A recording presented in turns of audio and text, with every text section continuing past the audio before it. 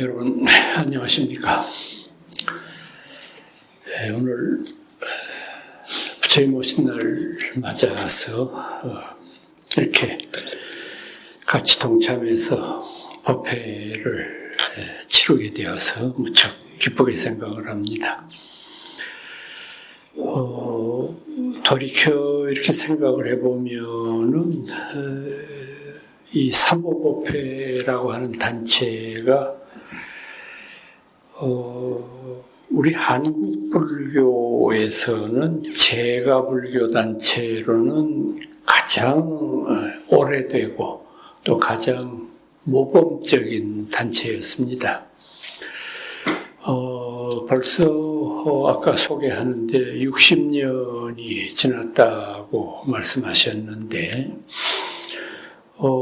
사실 제가 그때 동국대학교에 학부생일 때 이제 그 공부를 하고 있을 때 그때만 해도 60년 전이니까 불교 공부를 할 때가 서울 시내에 단 한 군데도 없었습니다. 그러니까 동국대학에서 그저 불교 강좌 듣는 거 이외에는 아무것도 없었는데 그때 제가 삼보법회라는 이야기를 처음 들었어요. 삼보법회라는 단체가 있는데 거기에서 좋은 스님들, 법사님들 모셔가지고 법회도 하고 뭐 이런 모임이 있다. 그래서 호기심이 있어가지고 한번 참석을 해보았습니다.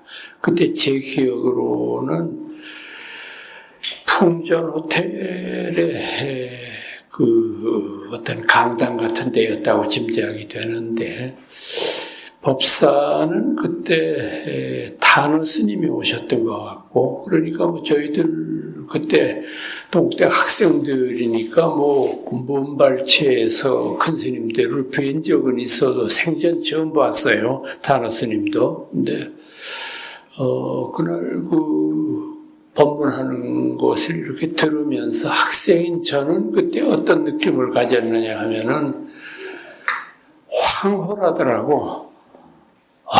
어떻게 사람이 알면 저렇게 많이 아나.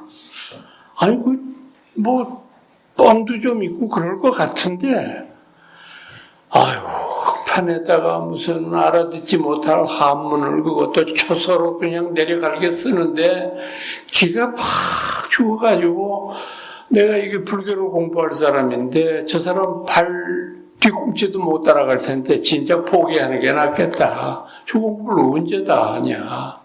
그런 생각이 들었던 게 지금 얼핏 기억이 납니다. 그 다음에도 여러분들의 그 스님들 법문을 쭉 듣고 왔었는데, 그리고 난 다음에 관음회라는 게 생겼고요.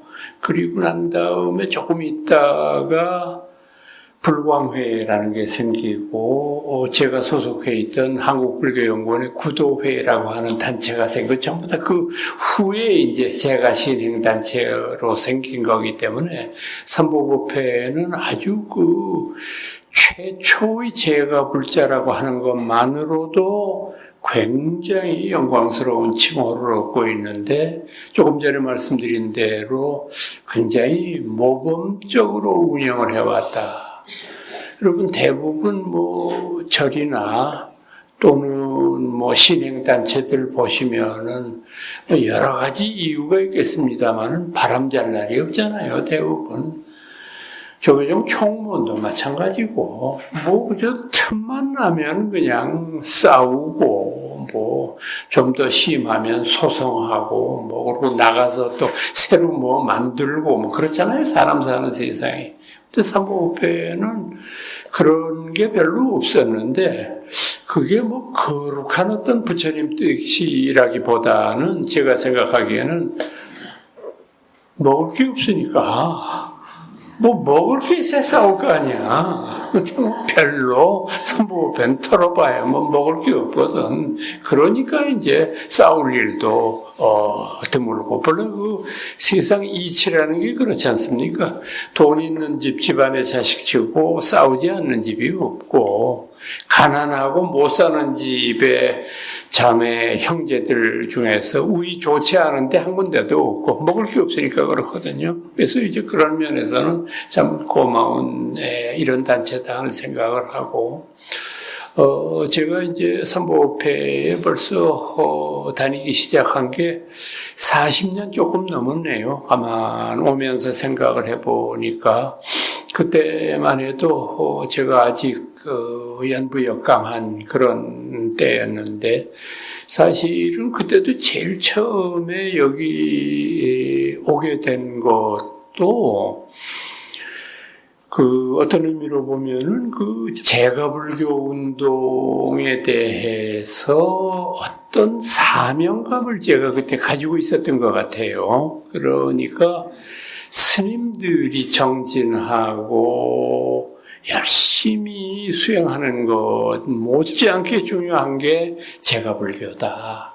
근데 그 제가불교가 제가 지금 여기 삼보오페 나올 때만 해도 의식 수준이 참 낮았어요. 지금하고 비교를 해보면은. 그래서 제가 법회를 하거나 그랬을 때 대개 돌아오는 반응은 왜 이렇게 저 교수라는 것들을 말하는 게 어려워. 뭔 소린지, 한문들이 쓰고, 영어 쓰고, 그러는데 아주 알아들을 말로 했으면 좋겠다. 이제 이런 반응이 많이 왔던 기억이 나는데, 그래서 어떻게 하든지 저는 제가의 불자들이 조금 지성화되고, 또 그렇게 된 다음에 오는 것이 우리 불교를 한 달에 한 번 절에 가는 게 불교가 아니고, 일상생활 속에서 우리가 부처님 가르침을 좀 실현할 수 있으면 얼마나 좋겠냐.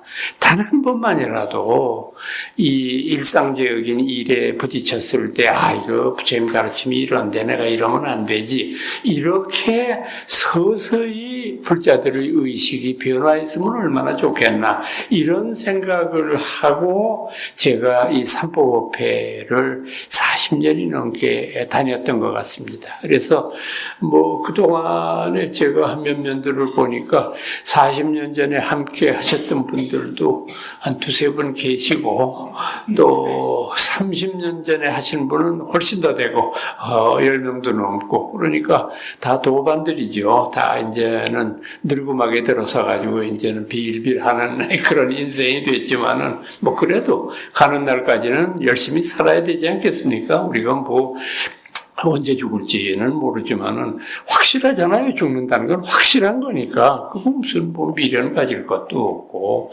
그걸 가지고 우리가 서러워할 필요도 없고, 그러니까 그저 가는 날까지 열심히 부처님 시봉하다가 가는 게 그게 최선의 행복이다. 이런 생각을 가지고 오늘도 이제 하루하루를 이렇게 지나고 있는데, 사실 요즘의 불교계의 동향을 보면은 사회의 여러 가지 영향 때문이기는 하겠지만은 정말 저 같은 늙은이도 정신을 못 차리게 이게 변해요.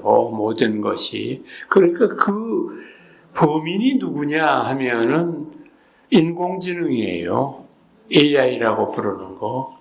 우리가 인공지능이라고 하는 그 첨단 기술에 대해서 잘 알고 있지도 못한데, 우리가 모르지만은 이미 AI가 우리를 지배하고 있어요. 우린 전혀 상관도 없는데 거기 그냥 끌려가지고 이렇게 다니는 그런 폭이 돼버렸단 말이에요.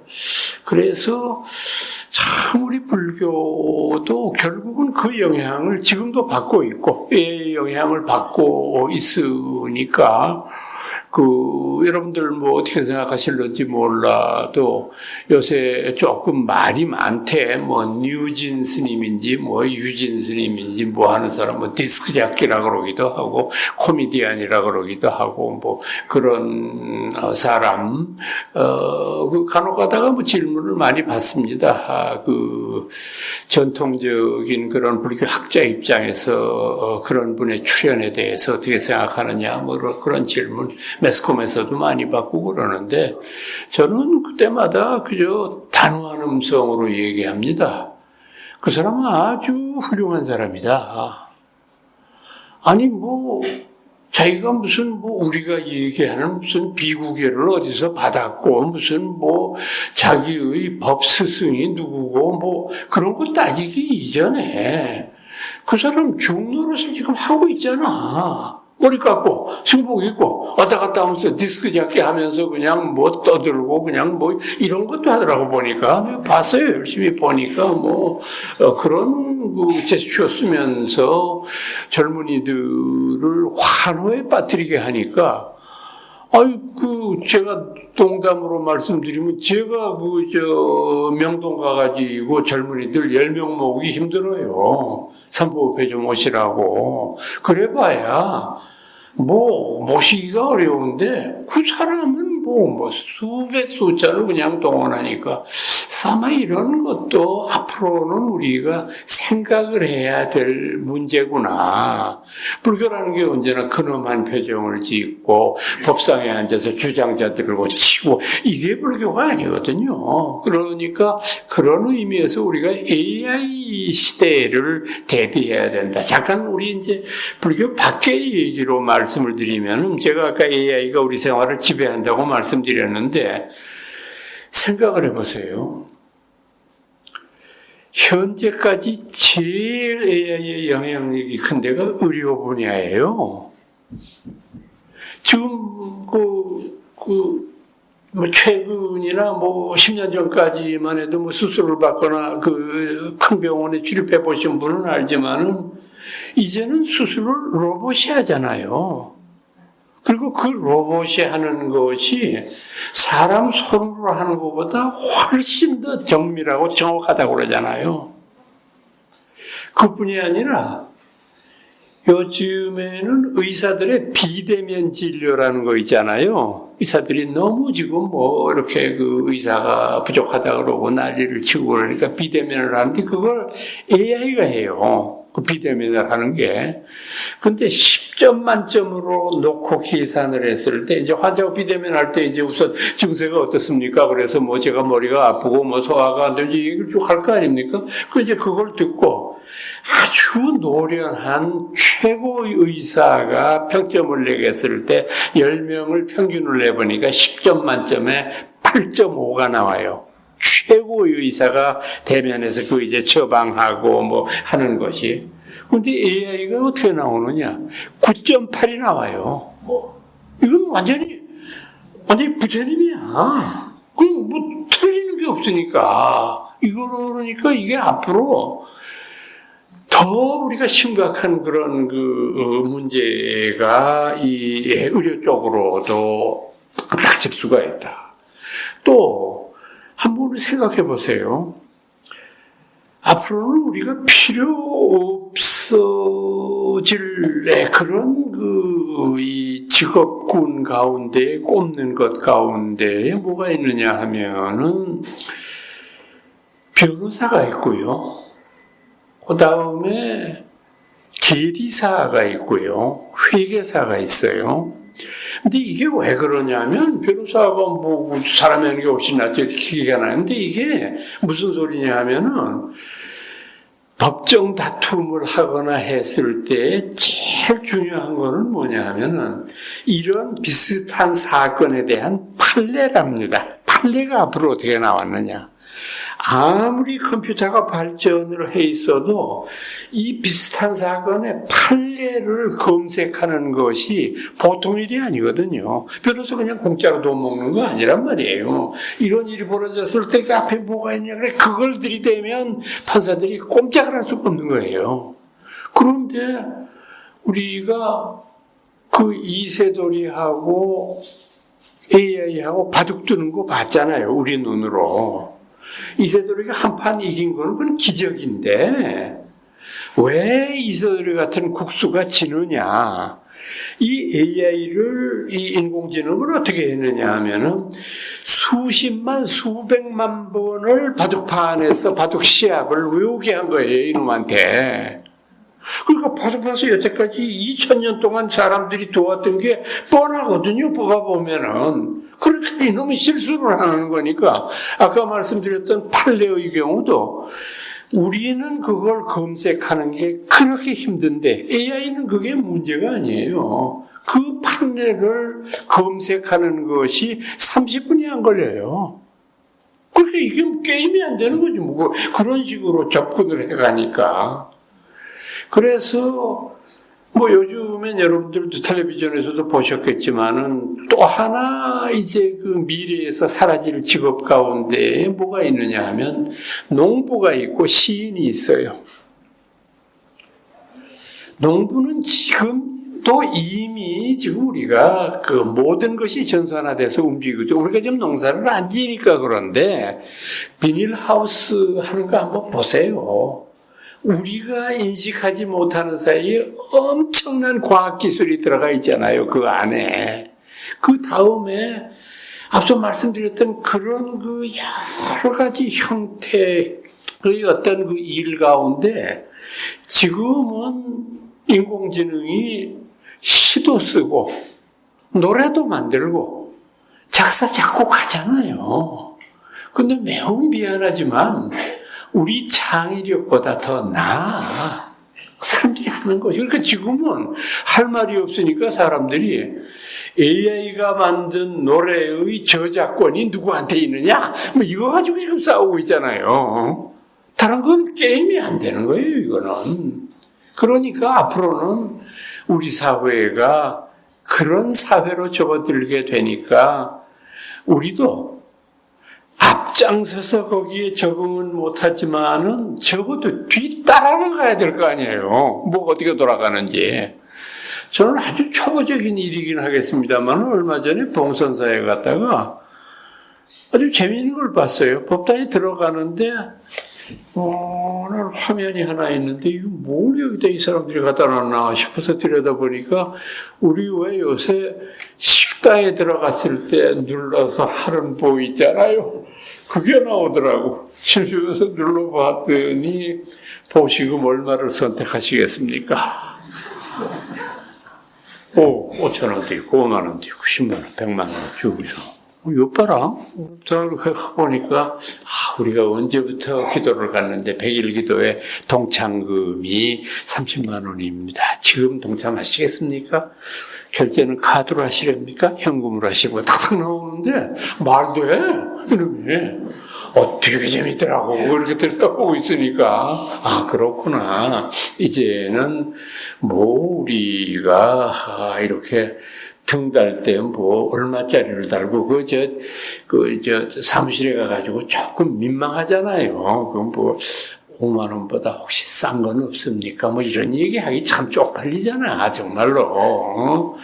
그렇게 뭐 가족등 다른 사람들 100만 원짜리, 500만 원짜리 척척 옆에서 그냥 다는데 5만 원 아래 3만 원은 없습니까? 이제 그럴 필요 없는 거야. 손 들어서 거기서 보고 3만 원 눌러도 되고 5만 원 눌러도 되고 또 잡아갈 사람 없으니까. 이게 이런 식으로 서서히 우리가 30년 전에 처음으로 사이버 법당 얘기가 나왔잖아요. 이제는 이렇게 모여서 하는 법회 대신에 사이버 형태의 것들이 있어야 되겠다 하는 그런 이야기들을 했는데 앞으로는 우리 불교가 AI 시대에 적용을 해나가야 되는데 우리가 AI의 기술을 불자들이 개발할 수가 없잖아요. 그럼 우리가 지금 AI를 따라가야 된다고 하는 말은 뭐냐 하면 AI의 윤리를 우리가 판단해야 돼요. 어디까지 너희가 할 수 있고 어디까지는 안 된다 하는 판단은 저희들이 하는 게 아니에요. 그거는 우리 같은 사람들이 하는 거예요. 그러니까 그런 문제에서 AI의 앞을 앞만 보고 달리는 그것을 어떻게 스탑시키느냐라고 하는 것도 우리가 해야 될 일 가운데 하나다라고 하는 말씀을 먼저 드리고 싶고요.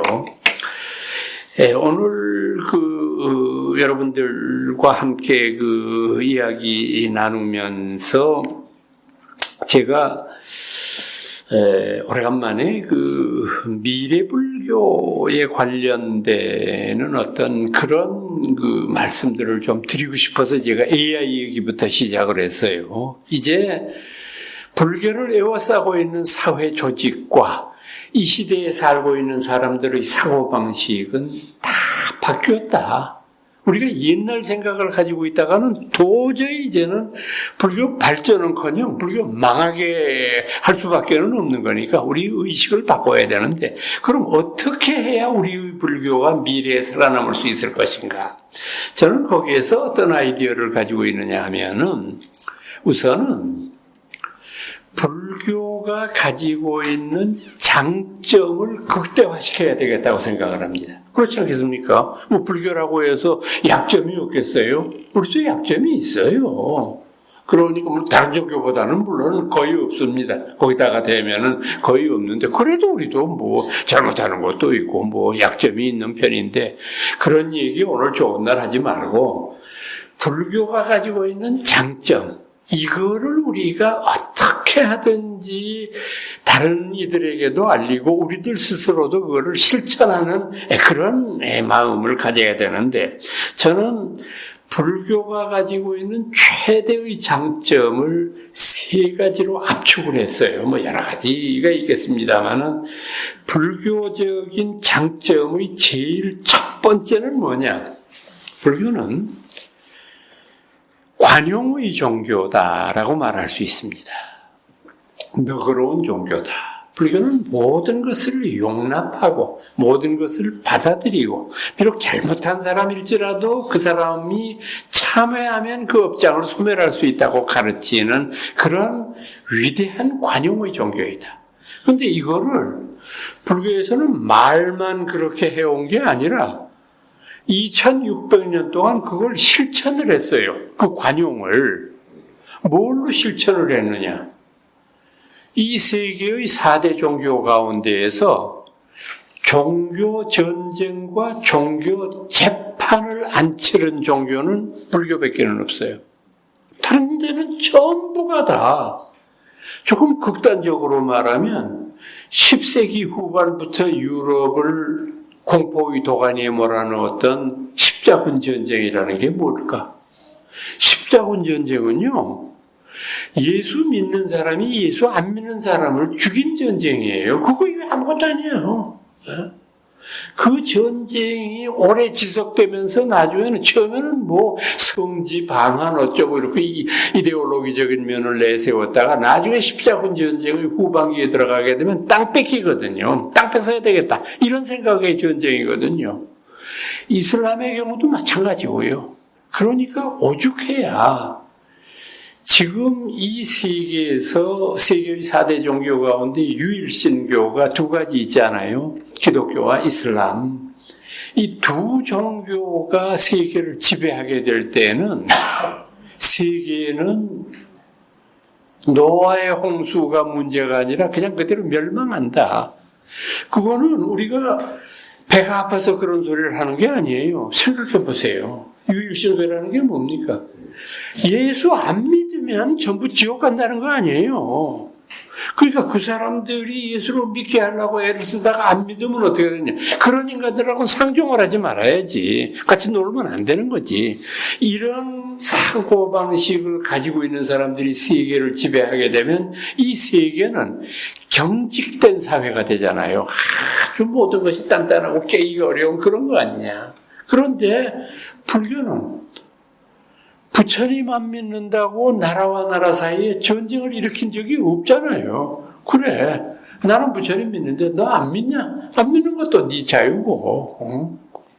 그러니까 저희들이 늘 이제 조교학자들끼리 모여서 농담하는 것 가운데 하나가 그겁니다. 저희들은 언제나 불교를 믿으면은 행복하고 참 좋은 것이지만 불교를 안 믿는다고 해도 저희들은 그 사람들을 경멸하거나 뭐 그 사람들과 멀리하거나 이런 생각이 없어요. 그냥 뭐 그 사람은 불교 안 믿는 것들이 있으니까. 근데 제가 인도에 살 때 그 목사님들이 한 20명 정도 와가지고 그래서 대사관에서 안내할 사람이 없으니까 저보고 좀 한 이틀만 고생해달라고 그래서 할 수 없이 나도 동포인데 조국을 위해서 헌신을 해야 되겠다. 그래서 이제 난 목사 그렇게 많이 본 건 처음이에요. 한숨 먹으러. 같이 가서 인도 그 사람들 하루 돌아다니는데 빤하지 그냥 따즈마을 갔다가 돌아오면서 라지기를 들렀다가 이제 이렇게 해서 쭉 한 바퀴 돌아오는데 사람들은 이제 버스 타고 다니고 이렇게 하니까 할 일 없으니까 이들이 나보고 물어. 알고 묻는지 모르고 물으는지는 모르겠는데 교수님 인도에는 왜 교회가 없습니까?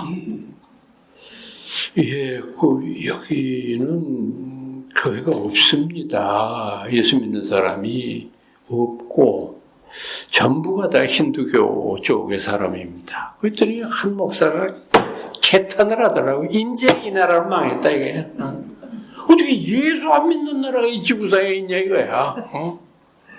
그래서 참다 이거는 안 되겠다 싶어서 그렇게 얘기를 했어요. 인도 사람들은 예수 안 믿고 5,000년 동안 행복하게 살았습니다.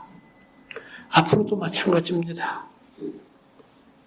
이 사람들이 예수를 목사님들 생각으로 믿으면 좋겠지만 안 믿어도 앞으로 5천만 년 더 행복하게 살 수 있습니다. 그래서 제가 아까 종교학자들끼리 농담이라는 게 뭔 소리냐 하면은 하도 예수, 천국, 불신, 지옥 이렇게 썼길래 언제 교회 가가지고서 종교인 모임에서는 가끔 저도 목사나 신부들을 교회사에 초청을 해서 거기서 강론을 하도록 하고 저도 저는 충현교회도 가보고 가서 이제 예배 시간에 가서 불교 얘기해도 된다고 그래서 이제 가서 하고 이제 이랬던 적이 있는데 그때 한제가 농담 가운데 그런 게 있어요. 저는 다른 건 다 기독교를 존경하고 참 기독교의 가르침이 진리에 근접해 있다는 것을 다 이해를 하는데 예수 안 믿으면 지옥 간다. 나 그 말은 도저히 납득할 수가 없다. 그럼 당신들 논리대로 하면은 세종대왕이나 김유신 장군이나 이순신 장군은 다 지옥 갔네. 그렇잖아요. 예수 안 믿었으니까. 근데 그게 그 사람들이 지옥 가는 게 문제가 아니라 당신들은 논리가 틀린 거 아니냐. 나처럼 예수 믿을 기회가 있었는데 내가 안 믿었으면 지옥 간다. 오케이. 내가 그랬으니까. 근데 그분들은 예수 믿을 기회가 없었어. 그때 기독교가 없었으니까 우리나라에. 그런데 어떻게 그 사람들이 지옥 간다는 게 말이 되냐. 그랬더니 그분들은 예외래. 그분 나 그 예외로 만드는 심사위원 좀 시켜줘 내가. 우리나라 위인들 중에서 내가 예외로는 원효 스님도 빼야 되고 의상 스님도 빼야 될 사람이 좀 있어. 그러니까 이게 이런 식의 논리 구조를 가지고 있는 그런 종교와 불교를 비교해 보면 비교가 불가해요. 이거는 하도 넓으니까 불교의 관용 정신이라고 하는 것이. 그러니까 조금 힘들고 어려운 일이 있을 때 여러분들도 마음속으로는 그런 생각 가지실 거예요. 지금 우리나라의 정치가 진흙탕이고 어렵고 지금 우리 경제가 얼마나 힘들고 이럴 때 제일 소중한 것은 우리 사회에 지금 필요한 것은 관용의 정신이거든요. 관용이라는 게 뭡니까? 남을 용서하는 건데 남을 용서하기 위해서는 어떻게 해야 되느냐? 타인에 대한 배려가 앞장서야 돼요. 타인에 대한 배려가 없으면 용서할 수가 없죠. 내가 저놈을 전혀 이해 못하는데 어떻게 내가 그 사람을 용서를 합니까? 그러니까 우리 사회에 절실히 필요한 것은 관용의 미덕이라고 저는 생각합니다. 근데 그 관용의 미덕을 예수 믿는 사람들은 저는 할 수도 없고 해서도 안 된다고 생각해요. 왜? 지금 말씀드린 대로 예수 안 믿으면 원수인데 그런 사람들하고 무슨 대화를 하고 같이 뭘 도모할 수 있느냐. 근데 불교는 안 믿어도 좋다는 거거든. 착하게만 살라는 거거든. 그러니까 이 관용의 정신이 우리 불교에서 가장 소중한 것이기 때문에 이거를 우리가 굉장히 어필하고 살려야 되겠다 하는 점입니다. 두 번째는 조금 평범한 표현이지만은 자비의 정신이에요. 우리 불교가 자비를 내세우는 것은 가장 중요한 것이 뭐냐 하면은 인간은 결코 나 혼자만의 존재로서 이 세상을 살아갈 수 없다. 이 세상은 우리 눈에는 보이지 않지만은 끝없는 인과관계의 연속이다. 그렇잖아요. 우리가 사는 게 모든 인과관계가 얽혀져서 나의 한 생명을 유지시켜 나가는데 인과관계라는 게 인간과 인간끼리의 관계만 얘기하는 게 아니라 공기나 불이나 물이나 바람이나 이거 전부 다 저하고 인과를 맺고 있는 거 아니에요? 그러니까 이런 것과의 관련 속에서 존재하는 것이 생명이기 때문에 그런 모든 관련들을 착하게 가꾸려고 하는 노력을 해야 된다. 악인연을 맺지 말아야 된다. 그러려면 어떻게 해야 되느냐? 차별을 베풀어야지. 내가 먼저 남에게 양보하고 내가 남에게 뭘 베풀었을 때 진실한 자비라는 것은 이룰 수 있는 것 아니냐. 물론 남한테 베푼다는 거 참 소중한 일이죠. 남에게 베푸는 거 소중하지만 베푸는 마음도 자비의 마음이 없으면 불가능한 거 아니에요. 저는 너무 극단적이지만은 우리 사회가 이렇게 혼란을 겪는 이유 가운데 하나는 뭐냐면 기득권층의 타인에 대한 배려가 아직 부족하기 때문에 그렇습니다. 기득권층, 우리 사회에 돈 많은 사람, 저처럼 공부 많이 한 사람, 이런 사람들이 남을 위한 헌신에 앞장설 생각을 안 해요. 지금 이 순간에도 그냥 넣는 데에만 정신이 있거든요. 거기에 팔려 있어요. 그러니까 우리말에도 그런 게 있잖아요. 겪어보니까 있는 놈이 더 하더라고. 그건 확실히 맞는 것 같아요. 확실히 맞아요. 있는 놈이 더 해. 없는 사람들은 덜 베풀라고, 물론 참 그 한두 가지의 특이한 이익이겠지만은 가끔 그 신문 보면서 김밥 하는 할머니가 5천만 원을 기증했다. 그래서 제가 김 한 줄 팔아서 얼마가 남는지는 모르겠습니다만 참 어렵게 사셨을 거예요. 아마 평생 모았을 거야. 근데 그걸 갖다가 자기보다 못한 사람 위해 써달라고 기증을 한다. 또 언젠가는 보니까 구두 닦는 아저씨가 3천만 원을 냈더라고. 기증을 해서. 세상에 그 구두 닦는 일이 얼마나 힘들고 참 모든 사람들이 구두 닦으면서 그거 인간으로 쳤겠냐고. 그 수모를 받으면서 모은 돈인데 그거 자기 위해서 써야 되는데 남을 위해서 헌신했다. 정말 그런 얘기 볼 때는 정말 인간은 위대하다 하는 생각을 갖지 않을 수가 없어요. 그래서 인간에 대한 희망을 버릴 수가 없어요.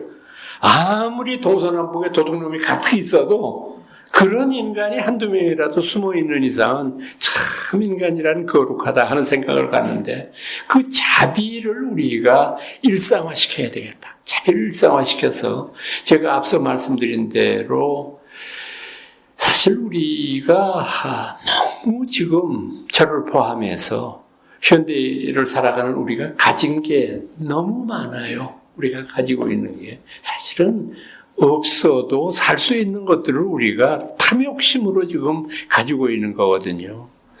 요즘 제가 할 일이 별로 없어가지고 매일매일 이렇게 하루하루 보내는 게 지겹고, 어떻게 하면 좀, 돈 안 쓰고 잘 지내는 방법이 없겠나. 가만 생각해 보니까 산에 가는 게 좋긴 좋은데, 이제 제가 산에 올라가질 못해요. 다리가 아파가지고, 거기를 올라가질 못하니 어떻게 해요.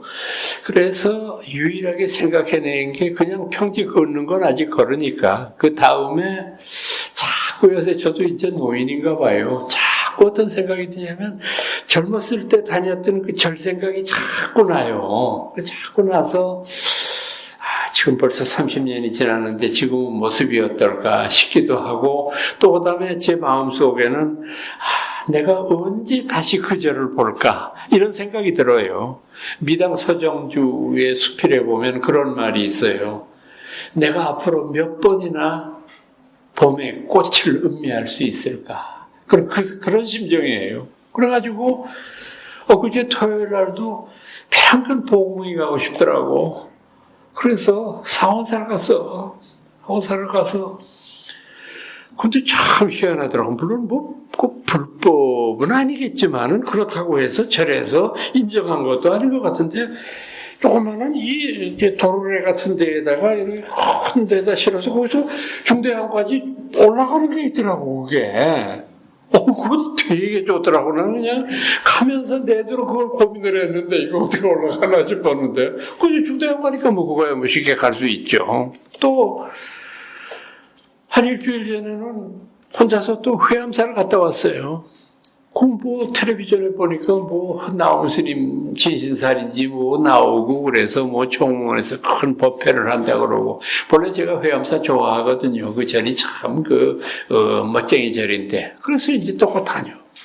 또 며칠 전에는 오래됐는데 신문에 보니까 뭐 호암미술관에서 불교 관련되는 전시회를 하는데, 뭐 불교와 여성 뭐 이런 주제로 한다고 그러더라고. 괜찮겠다 싶어서 또 호암미술관까지 갔어. 가가지고 이제 어떻게 뭐 돈을 14,000원을 내라고 그래. 그 부잣집이 왜 이걸, 이제 나이 많다고 7,000원 까줬대. 그래서 7,000원만 내라고 그러면 고맙다고 이제 그러고서 들어갔는데, 정말 볼만하더라고. 제가 지금도 한 보름 지났는데도 잊혀지지 않는 게, 백제 관음 입상이, 정말 나 그거 오래간만에 봤어요. 백제 관음은. 정말 이쁘더라고. 나한테 그냥 한참을 서 있었네. 너무 이뻐가지고. 그래서 그것도 그래도 내가 삼성한테 고맙게 생각하는 게, 뭐 이렇게 붙여놓은 걸 밑에 보니까 세계 각국의 박물관에서 한국 걸 다 가져왔더라고 보니까. 보스턴, 뉴욕, 런던 할 거 없이 그것도 삼성쯤 되니까 가져오지. 우리가 그걸 어떻게 가져와요, 그거를. 보험료만 해도 얼마일 텐데. 그래서 아까 돈 7,000원 낸 거 아깝다는 거 취소. 이거라도 좀 보태서 뭐 어떻게 해야지. 내가 그러면 안 되겠다. 그래서 또 얼마 전에 뭐 국립 박물관에서 뭐 인도의 탑이라고 하는 거 특별 전시회 한다고 그러더라고. 얼른 쫓아갔지 또. 가가지고서 또 구경. 요새 그러니까 제가 이제 한동안 참 고통스럽게 지내다가 요새는 하루하루가 그 다음에 매일매일 오는 날이 굉장히 할 일이 많아졌어. 대한민국에 절은 한 1,000개 되거든요, 지금.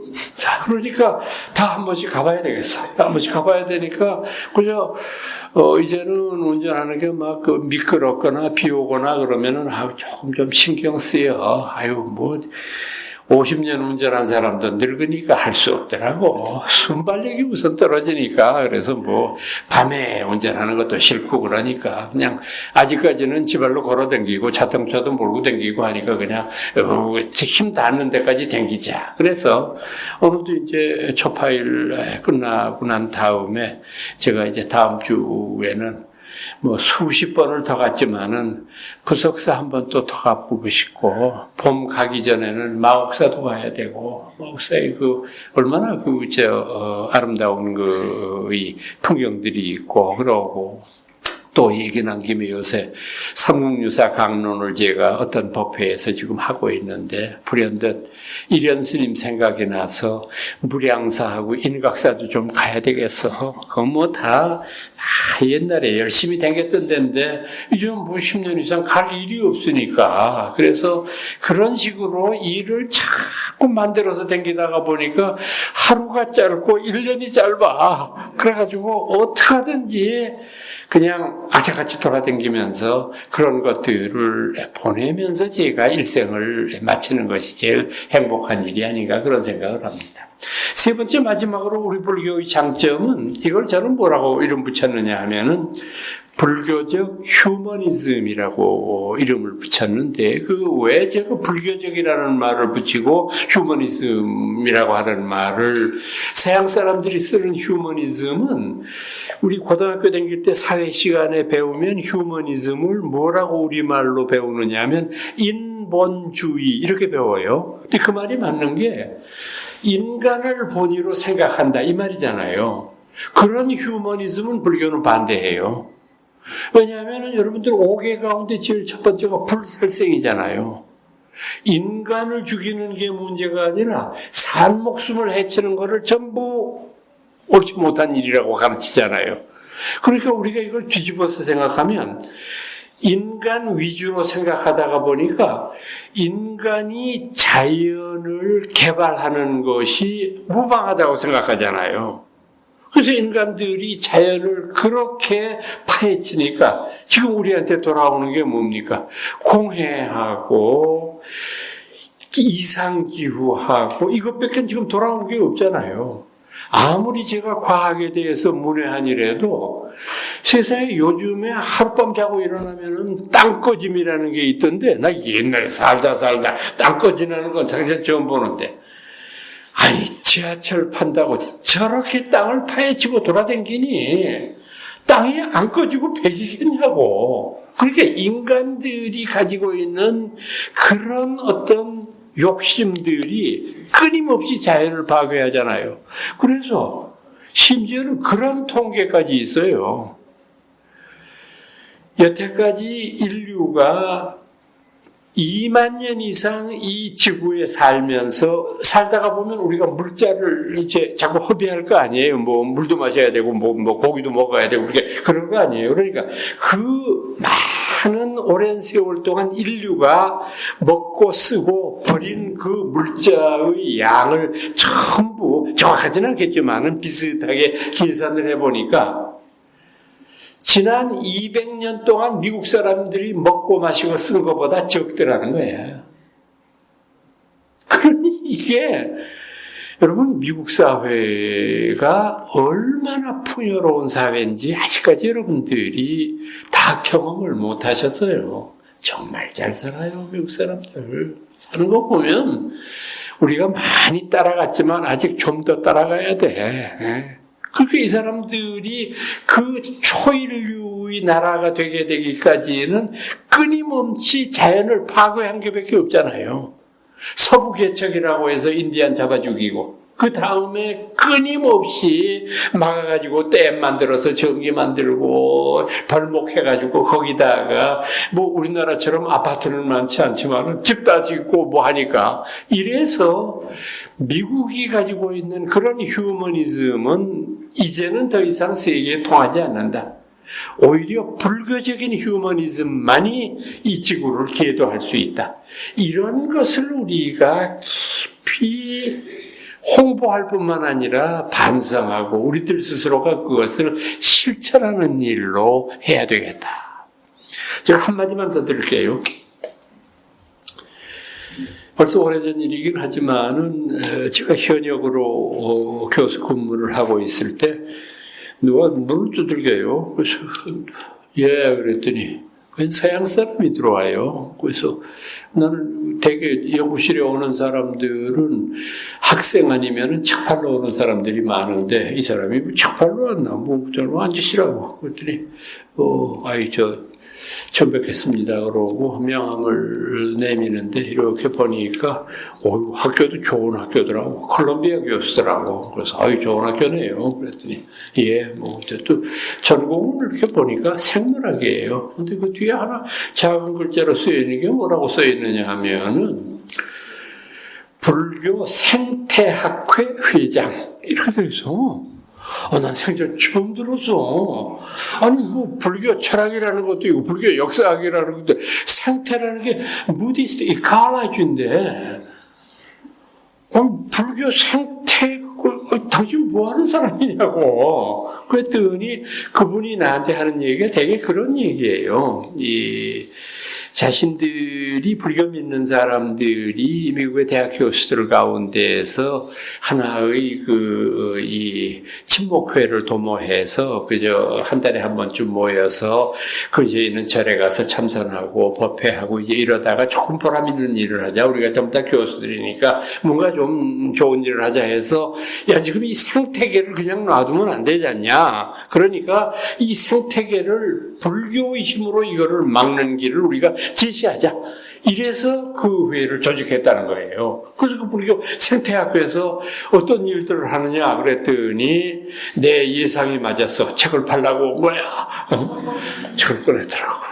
그래서 이게 불교 생태학회, 이게 9월 1일로 나옵니다. 그러니까 1년에 4권 나오는데 1년 회비가 100불이니까 교수님 제가 일부러 알고 찾아왔습니다. 전부터 미국도 다녀가지고 제가 다 알고 있습니다. 그래서 그것도 인연이 있어야 내가 가서 비비지. 아무 인연도 없는데 안 되니까 이거 좀 들어달라고. 그래서 알았다. 내가 10구절을 들 테니까 내가 지금 1000불 드릴 테니까 10개 다 내가 내 친구들한테 좀 권선을 해야 되겠다.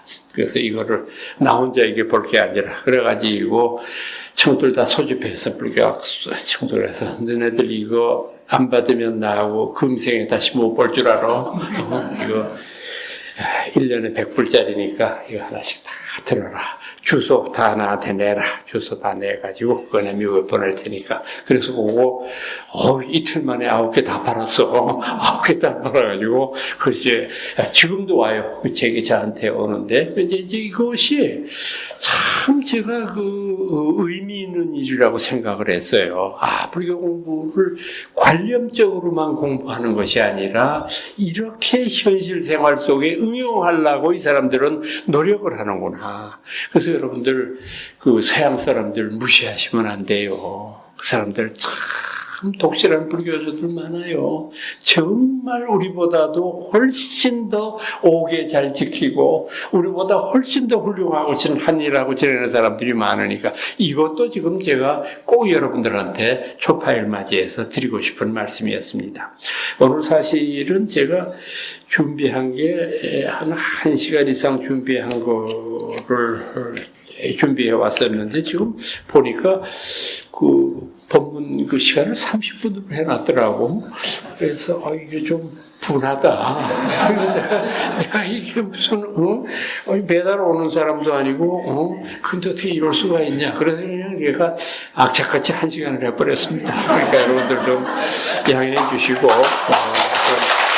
대신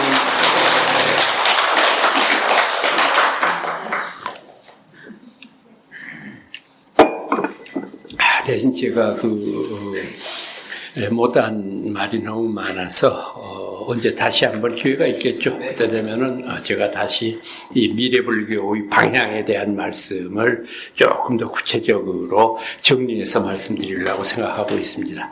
다시 한번 여러분들과 함께 부처님 오신 날 두 손 모아 진심으로 축하드리면서 여러분들 댁내에도 부처님의 가피력이 언제나 함께 하시기를 충심으로 기원합니다. 고맙습니다.